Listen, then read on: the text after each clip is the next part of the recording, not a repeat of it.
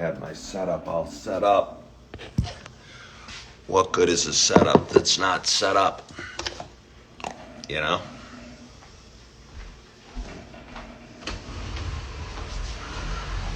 Got my chair. What would I do? Oh, for the next hour or so, if I didn't have a chair to sit in, drink some water and drink some coffee from. Keith, thank you so much for following the host. I appreciate that. I really do. I really do. I really appreciate anybody that hops on and goes, who the heck is this guy? I don't know who he is or what he's doing or why he's on my phone so early in the morning on a Sunday morning. But I like his vibe. I like his energy. I'm going to follow him. I appreciate that.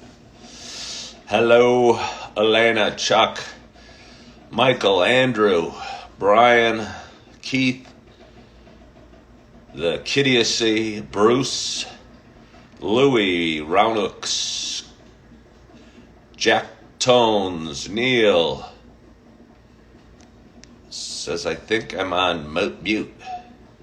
Hello, Mike from Nashville. How are you? How are you? Can you guys hear me? I don't think I'm on mute. Hello from Ireland, Andrew. If I was on mute, a bunch of people would be telling me. Blessings from Deacon Tim. Hello, Deacon Tim. Thank you. You scared me for a minute. You said I'm on mute. A lot of times people hop on live, and occasionally it is the Mark from Australia, Mike. Wow. Brian. Will Bill chill. Oh, by the way, Will Bill, there's a package waiting for me at my ex-wife's house. I'm excited to go see what it is. I think I know what it might be.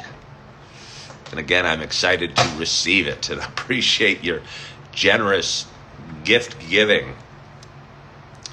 But anyway, good morning to you. My name is Ken Tracy, and this is Coffee with Ken. It is Sunday morning. It's 5:32 a.m., and I think it's August 25th. Happy Sunday. This is a little show been doing for quite some time. It's a show about me talking and sharing some feelings. Hello, Louie. Good morning to you. Sharing kind of the ups and downs we have in life, kind of just telling one man's story as he journeys down the path that is life. Don't know if it's a particularly interesting story. I have a feeling it's more interesting than an average story. I don't know. If nothing else, I've been divorced twice. I'm not bragging. I promise you, it's not a good thing to be divorced twice, probably even to be divorced once. A lot of lessons can be learned in divorce, though. Hard times and pain and suffering comes from divorce. And I'm not blaming anybody. I'm just saying divorces are tough. Relationships are tough. Marriage is tough. Life is tough. But anyway, for those that have been watching a while, you know it is not just a show about me talking. You know, excuse me, I'm going to make a minor adjustment to my setup. You know it's also a show about me sharing my love of coffee. And with that in mind, I have a nice hot cup of coffee in front of me. You can see it. It's dancing this morning because it's excited to be on the show. And I am so excited to have my first sip. I think my eyes are still kind of shut, and it's a little earlier than I should be up on a Sunday morning. It's a little earlier than we should all be up, outside of the guy from Australia. I don't know what time it is in Australia, but it's an entirely different time in Australia than it is in the suburbs of Chicago. But anyway, I'm excited to have my first sip at this early hour on this Sunday morning, and my hope is wherever you are, whatever you're doing, you got a hot cup of coffee in front of you as well. Cheers to us. Oh, it's a little hotter than I anticipated. It's the pumpkin spice. It's the pumpkin spice. I almost should just say until I tell you differently. Expect it. It's the pumpkin spice. Yeah, the smoked butterscotch is nice, and yeah, the Sumatra is good when you need a wake up. But I'll tell you what, something about the spice, the little zest. Wow. I don't know if I overcooked my coffee in the microwave today. I may have. I heat it up every morning. I rinse it out and leave some little splash of water in the bottom and throw it in the microwave for about 15 seconds or so. I think there's twofold purpose to that. I've heard, and I don't know, I'm not Susie house cleaning, but I've heard that if you have a sponge that you're using in a kitchen for sponge-like things, a good way to kill the bacteria is put it in the microwave for, 15, 20 seconds. And all those little millions and billions of bacteria that are probably sitting on your sponge that you're using to wipe off your counters and your tables and your dishes or whatever are getting destroyed in a nuclear death inside the microwave going, ah, ah, ah. I kind of almost feel bad for them when I say it that way. But they're bacteria. Sometimes I wonder if we're just little bacteria ourselves. And there's huge, huge giants out there that look at us like a bacteria or ants. And there's a giant kid that sees a bunch of us swarming around and isn't afraid to step on us, just like an anthill. Don't know why kids do that. I don't know. I probably did it as a kid. I'm sure I did. I don't know. I don't like bugs. I don't like bugs at all. I'm grossed out by bugs and ants and things in the kitchen when they shouldn't be. And at certain times of the year, it's like they all want to come back, hide in your kitchen, find crumbs. Ugh. Don't like bugs in the house at all. But still, to step on a whole ant hill and crush 1,000 lives, whether they're just bugs or not, makes me feel a little bit guilty. Good morning, Gary. The coffee is robust. And Mike brought up a really interesting thing a little bit ago. I think he was probably joking. He said mug size matters. And I thought I'd talk about that just for a minute. I think it does.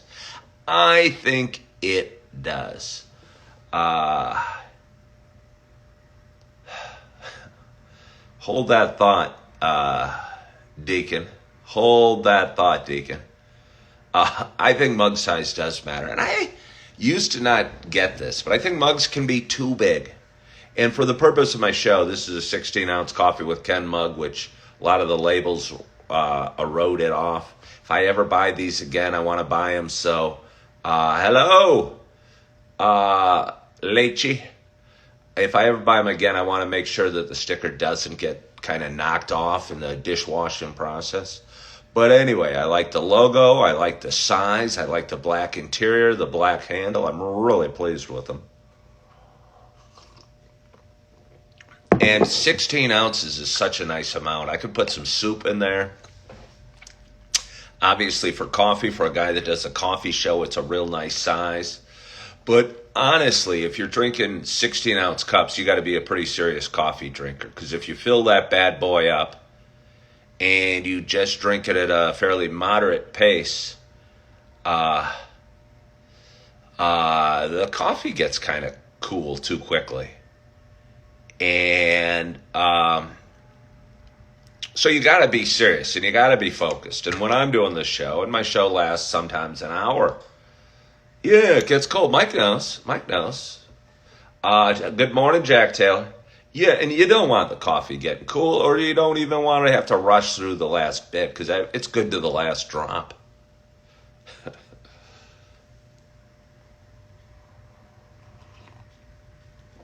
Somebody had asked while I was out in Yellowstone if I ever ate a bug. I wasn't, I don't know the name of the guy, but I wasn't one of these survivalists. I was fighting to survive, and on the ride I was fighting to survive.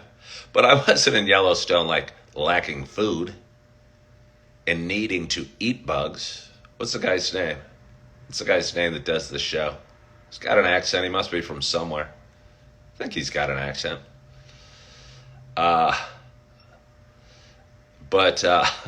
yeah, no, I was never tempted to eat a bug out in Yellowstone or a bug here. My youngest stepson, I don't know why. I don't know why or how he did it. Maybe he watches some of these survivalist shows. He ate an ant, a big black ant, a couple of years ago, and I'm going, what are you doing that? I mean, part of me respected his machismo or his bravado for doing it. But part of me is still yucked out today. So I think yucked out wins out overall. Mike, his name was Bear Gillis. You're right. There's a few of them, I think. Hello, Golf 2022. Golf. That's interesting to me. I was watching a little bit of it, the Women's British Open yesterday. I always kind of enjoy the watching the British Open. As many, my mother's grew up in Scotland. And I've been to several really beautiful courses out there, St. Andrews included, although I never played St. Andrews.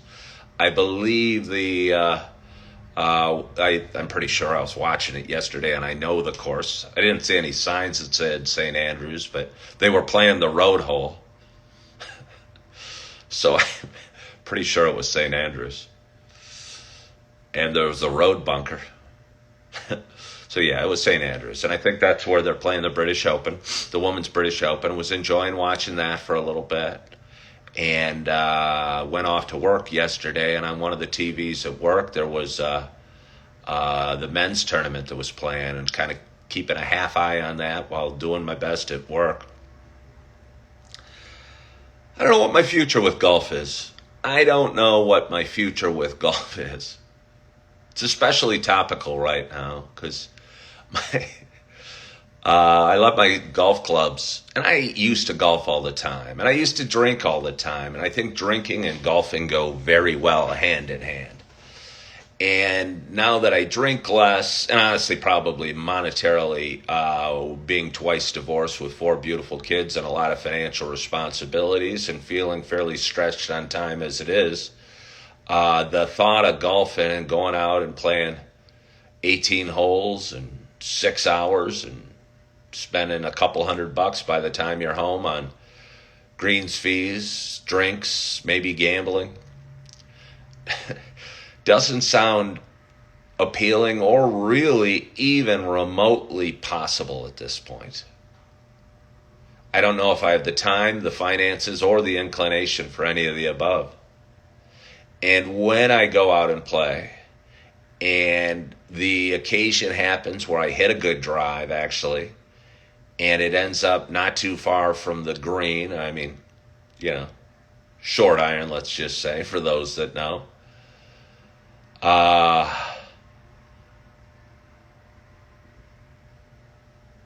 You can always ask a question, the kid Lacey.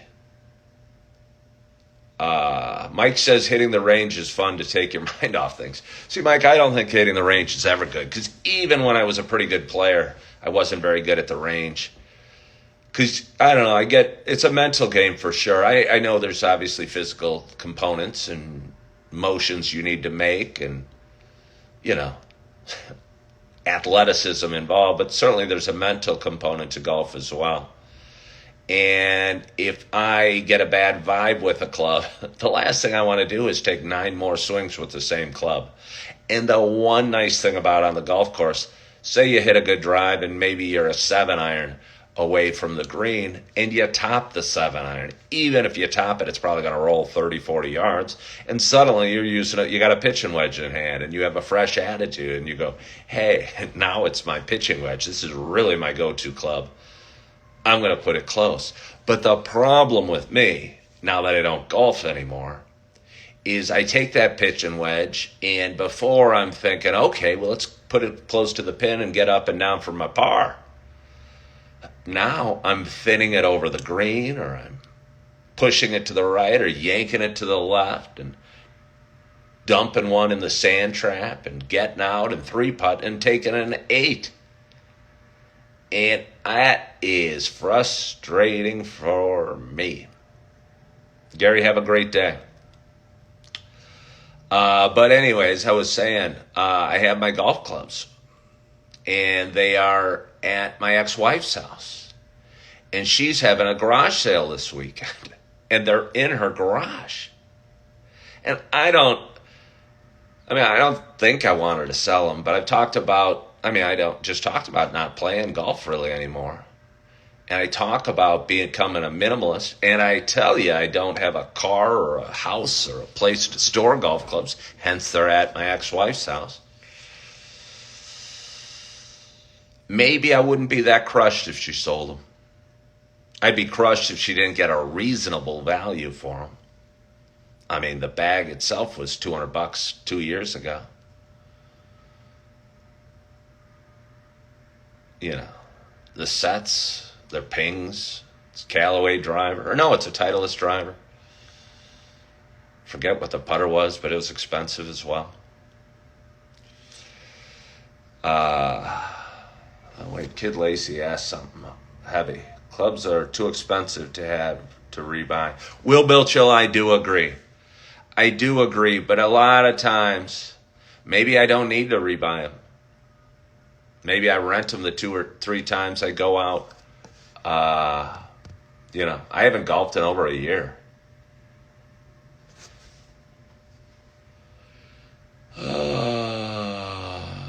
Have I ever broke up with someone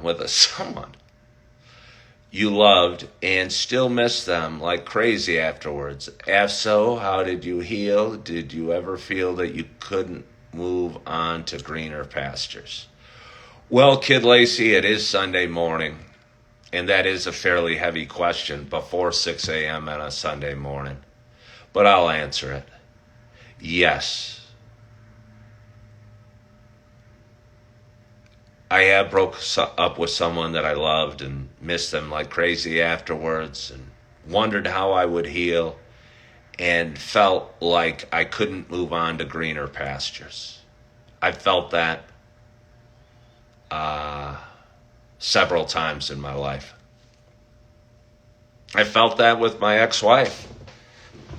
We got divorced 1.5 years ago. Certainly felt that with her. And I'll tell you what, Kid Lacey, I bet not only have I felt it, but I bet everybody that's listening to this video right now or to this live has felt it too.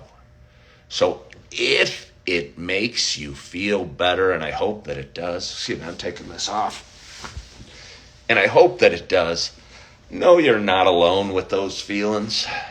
You're a human being. You have emotions. You have passion. Loss is hard. Relationships are hard. Breaking up is hard. How do you heal? I think the first step is forgiving yourself for feeling that way and going, okay, it's Sunday morning. It's 5:49. I'm talking to some bald guy on my phone. He says he's felt this way too. So maybe it's not that rare, unique, once-in-a-lifetime occurrence that only I have experienced. So maybe it's okay that I'm going through all these emotions.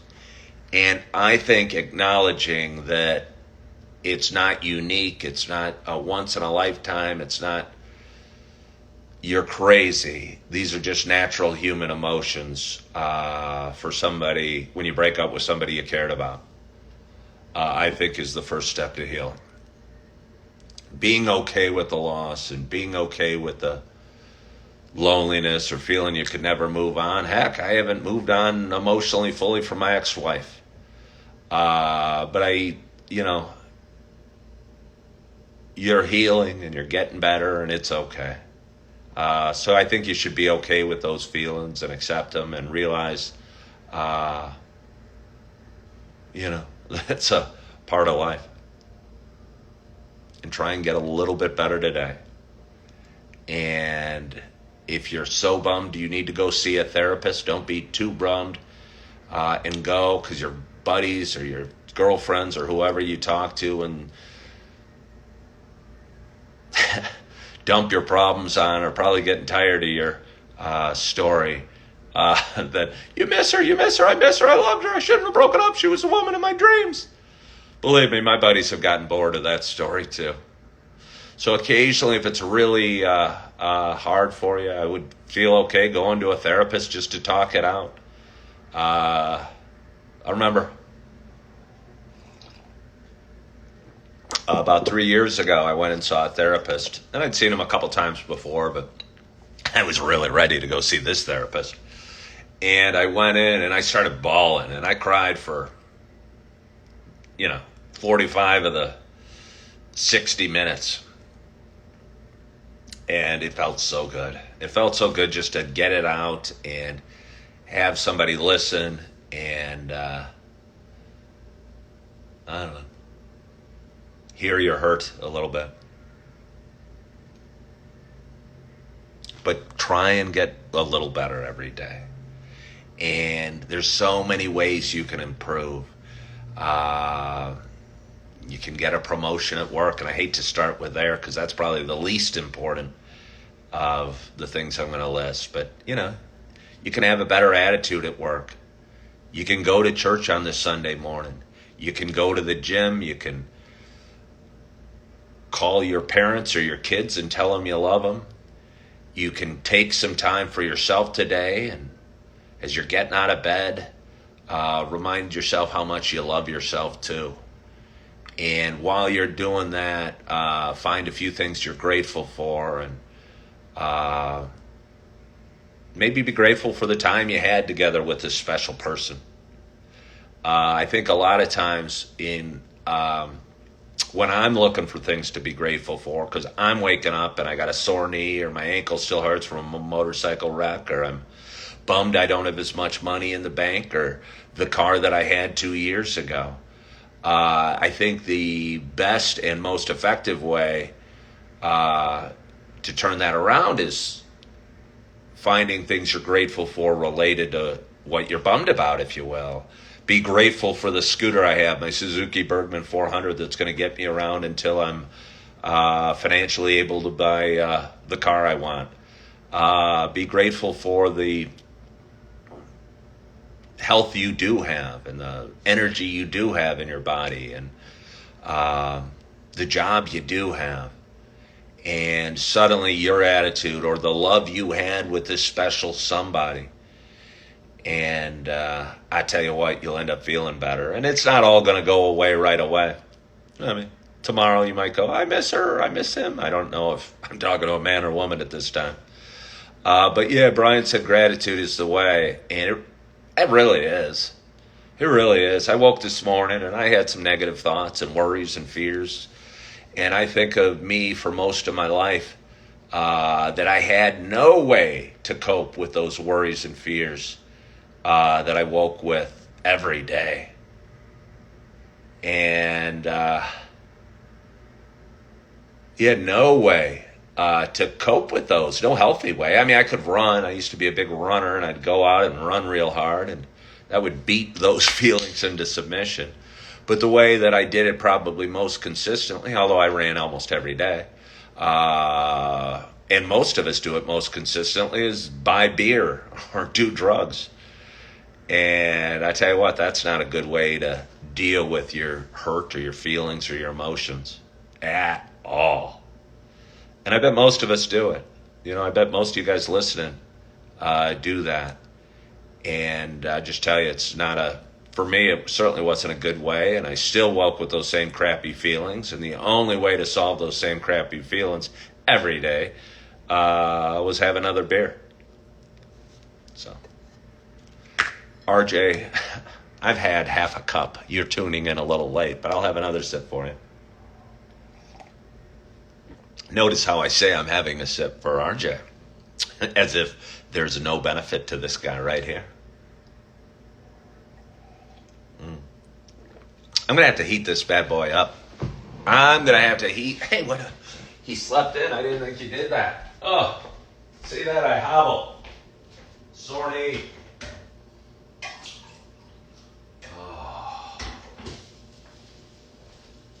Oh. Talked about it yesterday. I kind of like this long-looking camera angle where you see outside of my, or inside my lovely extended stay studio.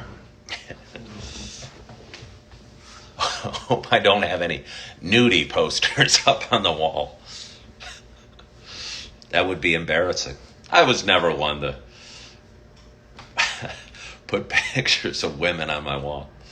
I remember visiting a buddy's college dorm room back in college, and his roommates had very nude pictures. The nudist of the nude pictures. And, yeah, on the wall. I was going, It's not for me. Yeah, Kid Lacey, you just said it right there. It makes you feel a little less crazy. Yeah, definitely raunchy. Definitely raunchy. The woman's body is beautiful.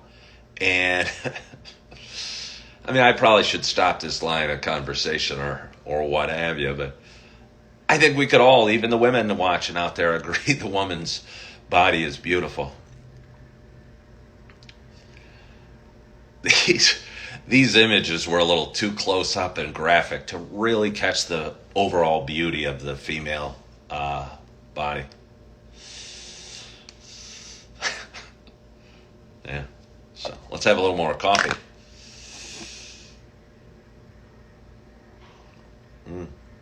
Sunday morning. I worked last night. Louis Stempel says he's been sober for 6 months.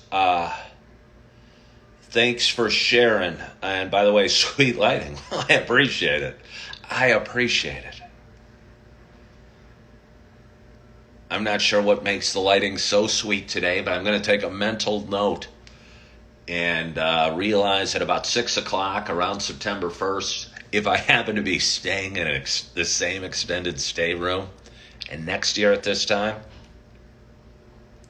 I don't plan to be, but it's okay. It's okay. Have these two lights on and my bathroom light on. I don't know why. And open the blinds and have the sky lightning out there and my bedroom lamp off. It's just perfect. Note to self. Around Labor Day next year, do it again. Yeah, we're talking about sobriety real quickly. I'll tell you what, I worked last night. Maybe we'll touch back on that. Had a great first shift, and I've been working. I was out in Yellowstone. I worked there I'm 56 years old. I live in the suburbs of Chicago. Twice divorced, 4 beautiful kids, a lot of financial responsibilities. Was struggling, changed careers a year and a half ago. When I say change careers, it means I left selling real estate after 17 years and didn't know what the heck I was going to do going forward. So if that counts as, I might be taking liberties with the word change. Left a career without any grand plan. But anyway, I did that and was struggling financially and got a job at Super Target and was working full time, and most of the money was going to child support and left no money for my bills, and I came upon really hard times. And I did that for 7 months. We tried to reconcile with my ex-wife. That didn't work out. And because of that, I needed a job and a place to live and was offered a job in Yellowstone. So went out there and became a waiter at 56 years old. I've fallen back on waiting tables a few times in my life. And it's kind of good to have in your back pocket because, believe me, no matter how financially secure you feel, there are certain pitfalls that if you're not more careful, you can fall into and find yourself in dire straits. Be a great name for a band. And I did. I fell into just about all of them. Gambling, divorce, substance abuse.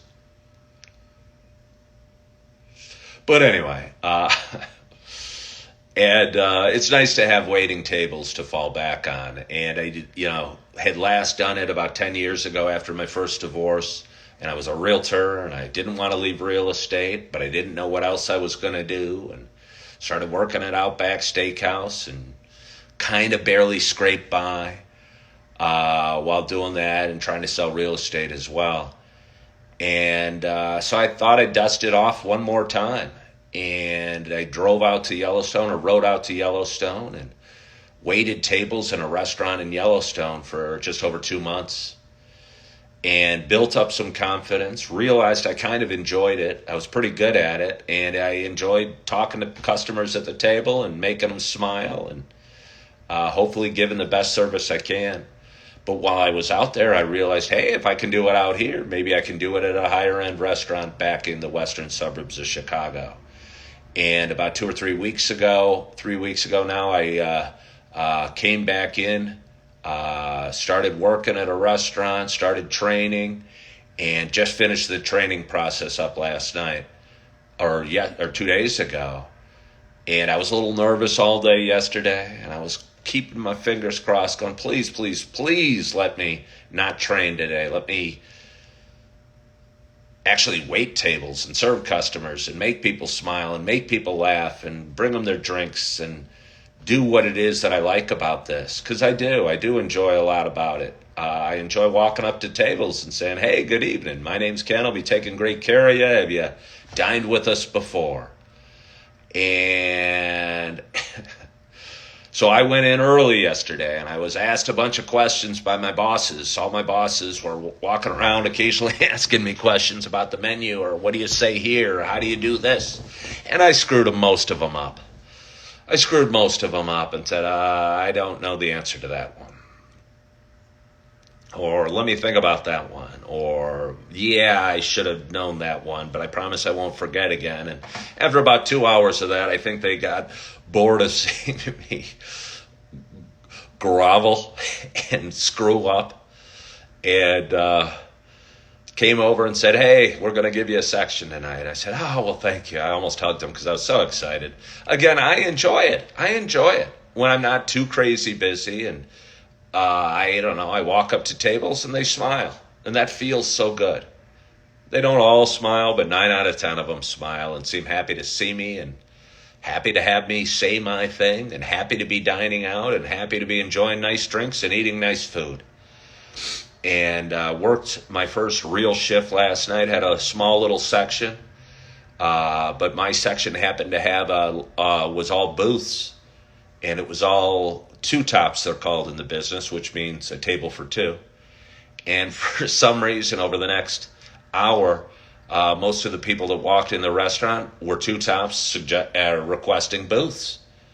So what started out as a real slow evening where I had one table and I got to talk to them and explain to them the situation, suddenly my section got filled and I had 6 tables. And 6 tables is pretty busy, I feel, at a restaurant. But if they're all two tops, it's manageable.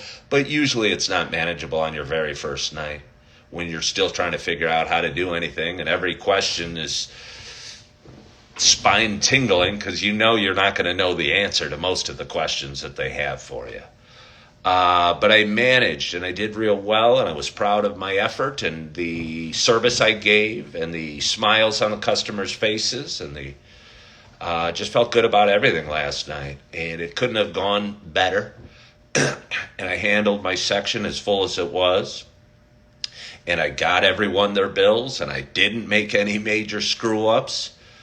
And just felt really good about it. And it felt great to be doing it and enjoying it again, because there's been days of doubt where I've gone, hey, do I really like doing this? Oh, my body's tired. Oh, I'm sore. And honestly, it was because I was training for 2 weeks straight. I was training for 2 weeks straight. Long story about that we don't need to go into. We'll leave that in the back, the rear view mirror. But I was training for 2 weeks straight. And when you're training as a server, it's not that glorious. You're trying to learn. You're trying to stay out of the waiter's way or the server's way. You're trying to help as much as you can. But you kind of feel in the way. And I don't like feeling in the way. I like feeling productive. And yes, you need to sit down and sharpen your axe from time to time. But I've been sharpening that axe for 2 weeks, and I was ready to cut some wood. And last night I cut some wood, and it felt real good. But anyway, as I was leaving the restaurant, I was walking through downtown Naperville. Let's have a little more coffee. Getting my head of steam on me. Good morning, Wanda. I was crossing a street, and I saw in the distance, not in the distance, but on the other side of the street, and I saw it beforehand, a man down on the street corner. And I'm going, huh? You know, there's cars coming by. What happened? Did he get hit? Did he have a heart attack? Did he slip and fall?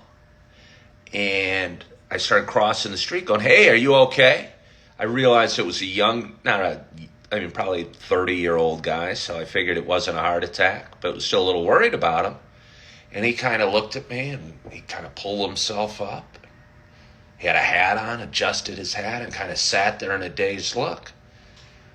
And I realized he was just drunk as hell and had fallen down or passed out or whatever way. At 9:30 or 10 o'clock at night in downtown Naperville, found himself horizontal on a street corner. And I felt so bad for him. And I don't know if it's the first time this guy's ever drank or the millionth time this guy ever drank. And I don't often get on my high horse. Maybe. Sometimes I might.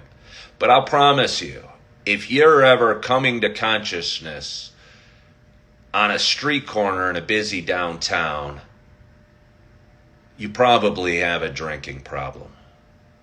Whether it's the first time you drank or the millionth time you drank. And I don't know what needs to go off in people's heads to realize they have a drinking problem. But I hope wherever and whenever this guy wakes up this morning, and he's going to feel crappy, and he's going to be hungover, and he's going to go, gosh, what did I do? How did I get home? That was stupid. And I'll bet he's going to hack his way through the morning and deal with it and feel crappy, and he's probably going to start drinking again. And I just think that's a bad path to be on. So I'm telling you, for anybody listening out there, if you find yourself passed out on a street corner in downtown Naperville, you got a drinking problem. And you should probably check in on that, because nothing good's going to come of that. I was honestly thinking, I wish the cops were here to put him in jail for the night for public intoxication and let him sleep it off, because so many bad things that can lead to. You know, I don't know how he was getting home. And I'm not saying he's a fool, although he's a fool, but we've all done. Now, we haven't all done it, but a lot of us have probably done it. And a lot of us have been overserved, and a lot of us have slipped and fallen. But I hope that man finds a way to get back up and recognize that, I don't know, if you're semi-conscious on a street corner in downtown Naperville, you got a problem. No, he looked kind of at me. I go, are you okay? But I didn't know what to say. I didn't know what to do. Hope he wasn't driving. You know, again, I hope maybe had some friends around, but I didn't see any friends. And again, it's not that rare. I went to college. That was probably, and in some cities, I hear out west, a lot of problematic areas, but you don't see it too often in downtown Naperville. Yeah, maybe occasionally there might be a guy sleeping on a bench or something. But this guy looked like he'd just been at a bar and drank too much and couldn't walk. And I don't know, I felt bad for him. Because I'm sure inside he's taming some demons and dealing with some emotional stuff and some baggage from his childhood or from a relationship struggle or from, I don't know, lack of healthy coping skills. And, yeah. So, don't do that.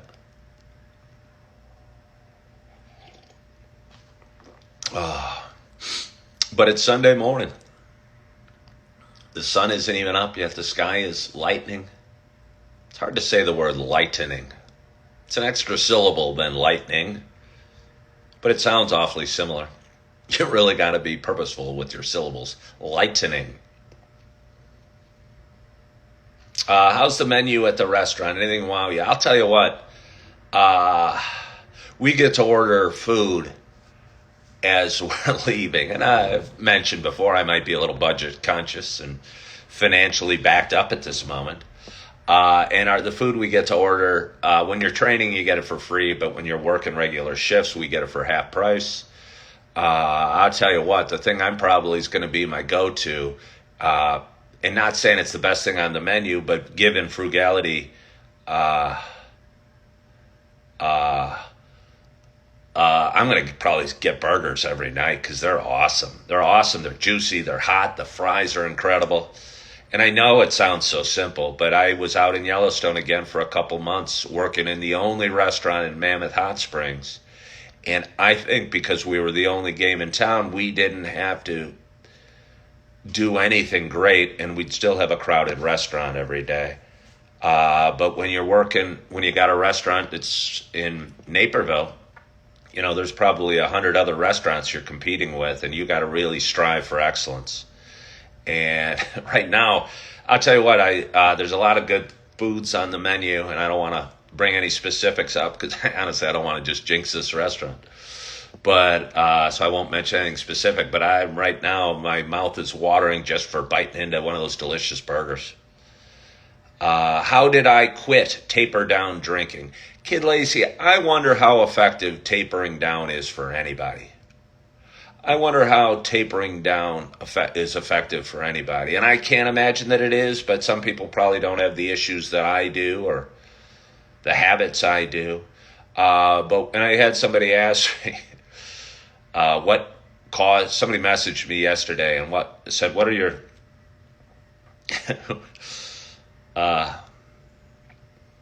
what caused you to stop drinking? And I go, the usual stuff. Separation from my wife.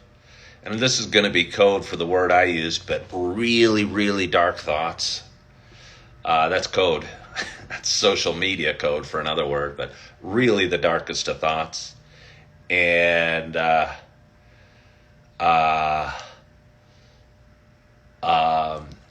just decided, given where I was that night, and I was in a safe place. I tell you, I was sleeping in a buddy's one-bedroom apartment on an air mattress in the floor. But again, I woke up during the night, and I'd had 7 beers before I went to bed just because that's generally what I would do. And not that that's that. I mean, it's a fair amount. Some people get on and say, that's a beginner. You're just getting started or whatever. But if you're drinking 7 beers, 6 to 8 beers on average every day, and sometimes a hell of a lot more, you probably also have a problem. And I did. I just drank too much. I said, hey, wonder how life will be tomorrow if I don't drink. And I tried it. And I'll tell you what, the next day was hell. Not because I didn't drink, but just because all the issues that I've been building up for exploded on me the next day. But I didn't drink again the next day, and here I am almost 3 years later, and I still haven't drank. And the guy that I was messaging last night, if you stop drinking, it's not like occasionally you don't go, wow, it'd be fun to have that feeling, or be with my buddies at the bar watching the game, caring so much about a football game, an irrational amount of much about a football game played by millionaire athletes that don't even know who you are. But if you stop drinking, there's a pride you have that I didn't have for most of my life in the fact that I knew I could take control of my life and I wasn't a victim to addiction or alcohol or what have you, and that I had control and I could make a decision and I made a choice to make my life better. And I think it was RJ asked me the other day how I deal with temptation, and I told him I'm not really tempted because I'm proud of who I am and the direction I'm going. Yeah. And that pride is worth 10 times over any of the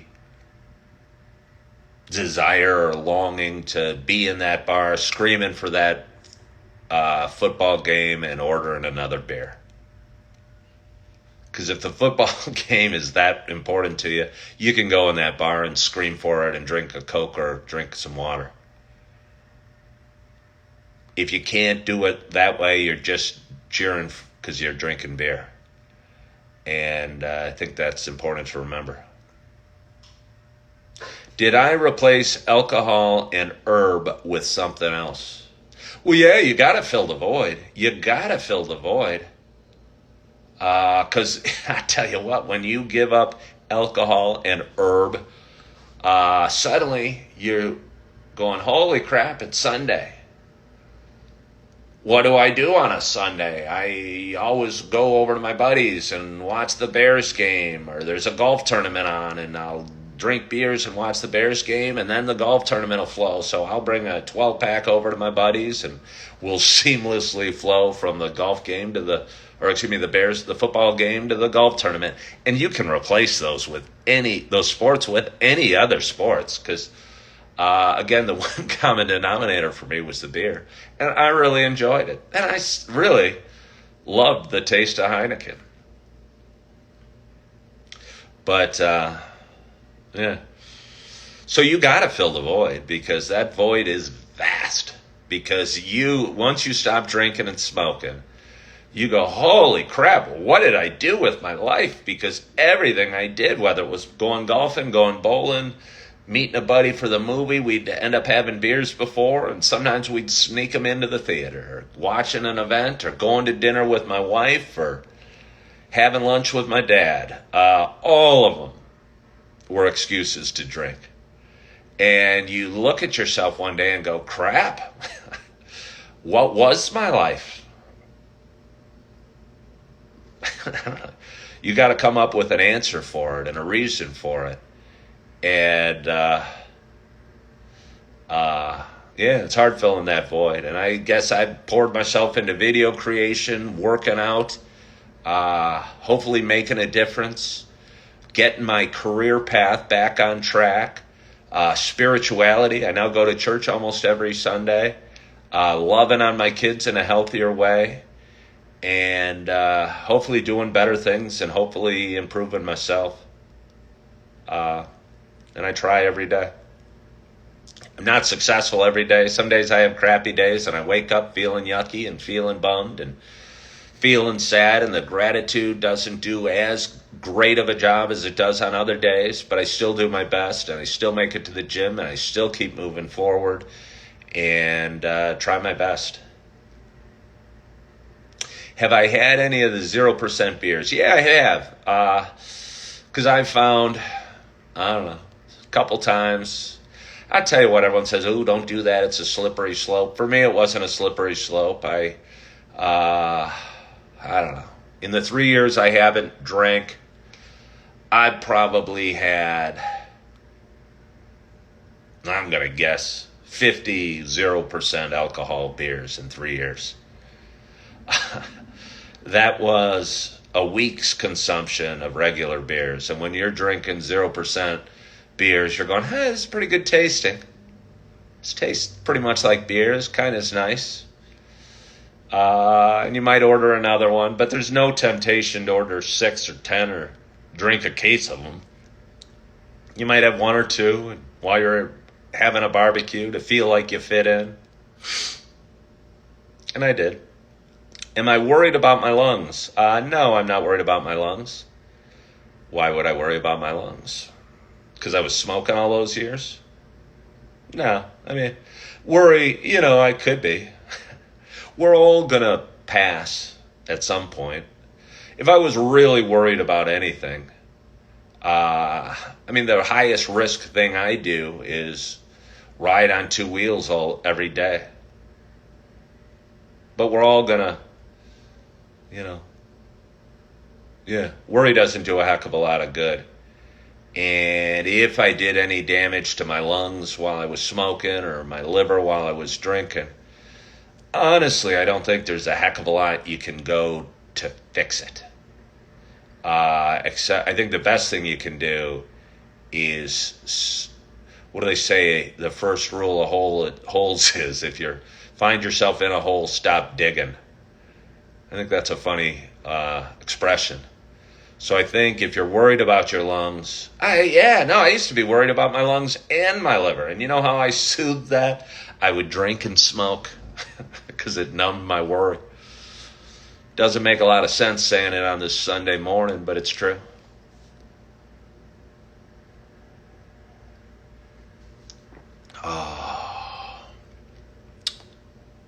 I'll tell you what, as I was leaving work last night, I was almost a little bummed I wasn't working tonight. And that was a great feeling. Because, again, last night was my first day done training, my first day handling real customers, handling my own checks, entering my own orders for customers, and making people laugh and a smile and not feeling like I'm in the way. And realize that I made real money and a reasonably short shift, a fairly intense but brief shift, made a decent amount of money, and looked at my schedule next week and know I'm scheduled for 5 nights. And if I take bigger sections and become a better server, I'm going to make more money and cover more financial responsibilities and find my way out of this little pitfall or this hole that I found myself in. And I am excited about my day. And my day does not hold work, but it is a Sunday, and it's not even 6:30 in the morning yet. And I'm looking forward to what the day holds, and I'm hoping to make it to church, probably catch the 9 o'clock service, and say hi to Gary with 2 R's, who's going to be working there today. And going to have a bunch of people ask me, "Where's Auggie?" Augie's my cute little son. 3 and change. He's got Down syndrome. He's the sweetest little nugget of love. And I used to bring him to church all the time when I was riding on 4 wheels, driving on 4 wheels, but now I'm riding on 2. And it wouldn't be a good idea to bring Auggie and Eve on my 2 wheels. But after church, I'm hoping to make it to my ex-wife's house and spend some quality time with my little nugget of love and my little beautiful girl. And maybe take them on a walk or take them to the park or maybe take them to the pool if it's a swimming pool day, and maybe spend a couple hours with them before they're ready for their afternoon nap, and be the dad I hope I am or hope to be or strive to be, and do the best I can, and know that yes, I'm in an extended stay, and yes, I don't have a station wagon to put my kids in the back. What we can do is do the best we can, and I don't know, face the day with a smile. It's going to be 90s today, you say, huh? Sounds like a good day for the swimming pool. And I'll tell you what, the neighborhood swimming pool that I used to live in has this awesome little kiddie pool fenced off. And I don't know, it's 6 or 8 inches deep. And when you have 2 toddlers and you go to the pool with 2 of them, you're happy to have an enclosed area of very shallow water where you can keep an eye on your babies, and they can have fun and splash and kick a ball around or do whatever it is that 2 and 3-year-olds do at a swimming pool on a hot day. And hopefully it's build memories and smile and laugh, because that's what little babies should be doing. And I'll tell you what, it's what adults should be doing too. And I'm going to get grief for this because people are going to say, oh, you don't take life serious enough. Look where you are. I'd rather be where I am than where most people are. Smiling, drinking coffee, sitting on a comfortable chair on a Sunday morning, and grateful for what I have. And I'm grateful for you guys today. And I'm grateful for this Sunday, and I'm grateful for the day off, and I'm grateful for this cup of water. The night's sleep I got last night, my 4 beautiful kids, my 2 ex-wives who are doing a great job of mothering them on, loving on them when I'm not around. And I'm grateful for this Sunday. And I hope you're grateful for something too. Please find something to be grateful for. Because I tell you, if you're out there struggling, hurting, feeling yucky, somebody said earlier that gratitude is the key. And I know for me, gratitude and faith, that things are happening for a reason, and I'm exactly where I'm supposed to be, have gotten me through a lot of dark times. So I think they do it for you as well. So I want to thank you so much for joining on this Sunday. I so appreciate you. I hope you're having a wonderful, wonderful weekend. Hope you had a great week. Hope your summer has gone real, real well, because it's wrapping up and fall's just around the corner. Hope you're excited about your day. Hope you're excited about your life. Hope you're feeling good. I hope you are loving yourself. I hope you are forgiving yourself. And as always, I hope to talk to you soon. Bye-bye.